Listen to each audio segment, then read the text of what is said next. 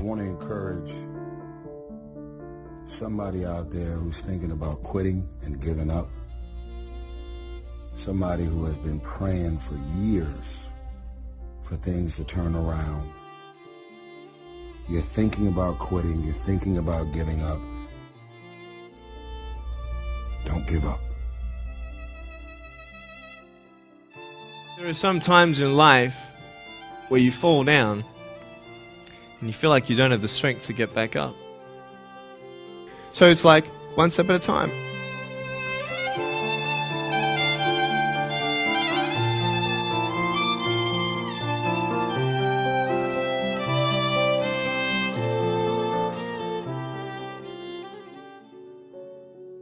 You just want to step out of it, to step out of the whole race, the whole business. The monstrosity of being alive overwhelms you. We cannot deny the forces that once we attain a certain level of pleasure, then we're going to get used to it. But if it gets, redirected or it doesn't happen the way we want, well, that's when the suffering comes. You take steps in this direction, you take steps in that direction, sort of get lost along the way, and sometimes you fall down. But if I fail, I try again and again and again. For as long as I try, there's always that chance of getting up. And it's not the end until you've given up. And just the fact that you're here should persuade you that you have another chance to get back up. There's still hope. Where is there happiness? Well, happiness is found within the heart, or found within the whole world, everything and nothing. It's not in one particular thing, but it's in everything. I know how it feels to have a broken heart, and I know how it feels to be alone. But I just want you to know that it's not the end. You're thinking about quitting, you're thinking about giving up. Don't give up. Don't give up. Stay in it. Stay focused.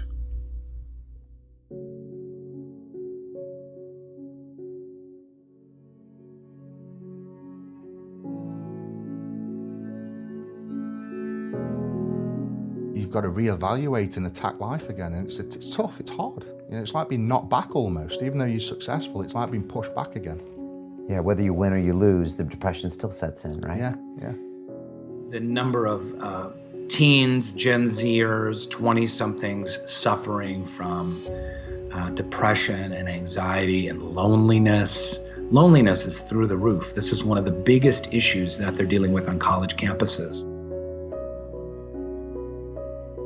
We rise to our maximum potential when we're of service to others. Going back to anxiety, going back to depression, going back to loneliness, I truly believe that's the answer. That's the way out of any kind of mental illness. It's like, I'm gonna make myself a better person, I'm gonna make the world a better place. And everything that I'm doing, I've got these two chariots, and I'm going down this road, or I'm going down this road, or I'm going down both together.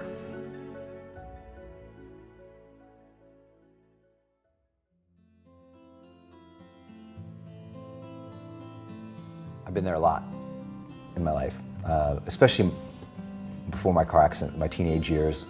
Then the first woman I ever loved, we had a big breakup, and that breakup sent me down into depression and suicidal planning. And it's tough to dispense advice to people other than get help. And I'll share why. Because that time in my life, I had so many people coming up to me. My friends would come into my dorm room, and Brendan, let's go do something. And the hope is lost. And what people, I think, make the mistake of trying to do is hype people up. Everything's gonna be okay, you're gonna be great. And what people need who are suicidal is serious psychological intervention. They need to seek support and help. And outside of that, when they do get that support, the first thing a great therapist is going to do, outside of the emotional reflection work of why are you here and what has caused this sort of pattern for you, They're going to get you starting to get some momentum.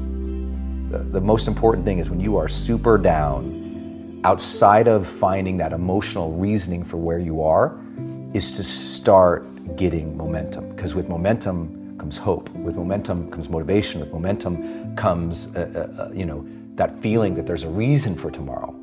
And so it's as simple as just saying, okay, what are 3 things I'm going to do today?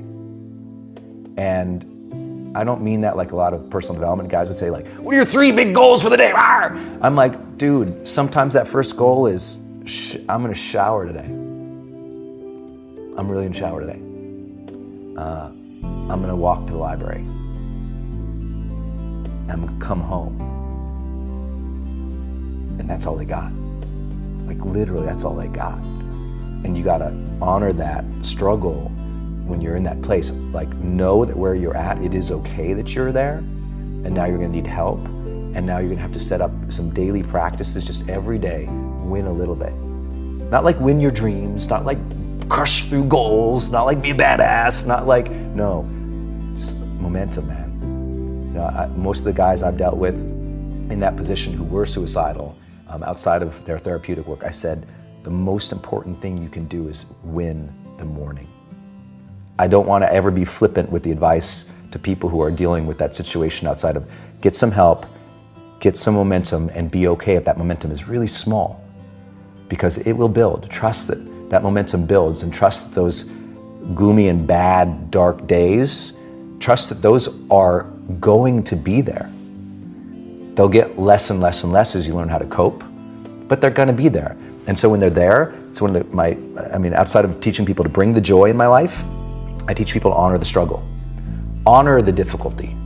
When we honor the struggle instead of hate the struggle, we can really achieve extraordinary things because our mindset's in the right place. As soon as you honor the struggle, you accept that, oh, of course, there should be struggle here. I should honor this process. When you go to the gym to work out, you honor that this is going to be hard, and honor that process of getting better. And the more that you bring honor to it, the more your psyche builds with strength, and you get a little bit of that esteem back because you see yourself engaging something versus avoiding it and running away. You see yourself connecting with something and giving it reverence. You're like I have reverence for the difficulties of life. They may be better. So I don't want a friction-free life. I'm not interested in it. I like to say sometimes that the journey to greatness begins the moment that our deep desires for comfort and ease are overpowered by our desires to connect and contribute.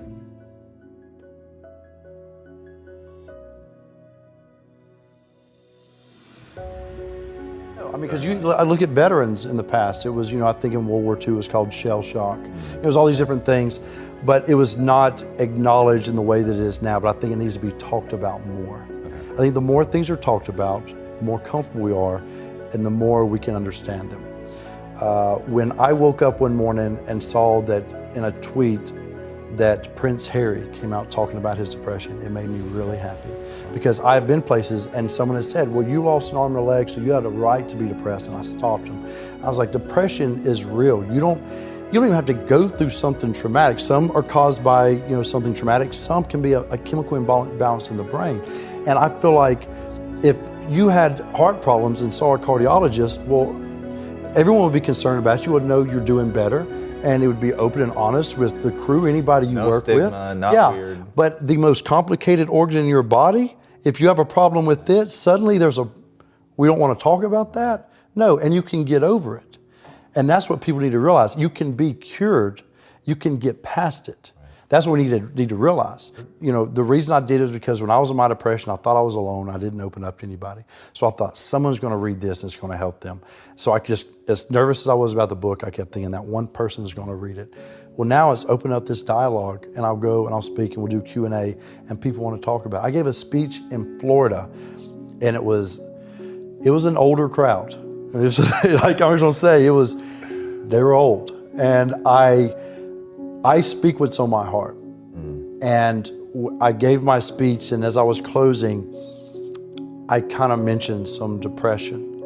because I was coming out of the winter months, and it hit me again this past winter, and I went and saw the doctor, and so it was on my mind, and it came up. And as I was saying, I thought, this generation of people probably aren't connecting to what I'm saying. When I walked off the stage and they lined up, the amount of people that thanked me for talking about mental health. And here I was, I thought they didn't want to hear. I thought I was stepping out of line. No, it needs to be talked about, because it's not just this generation, it's people are realizing more and more that it's an issue. Right. And the more we talk about it, the easier it is for people to be honest with themselves and get the help they need.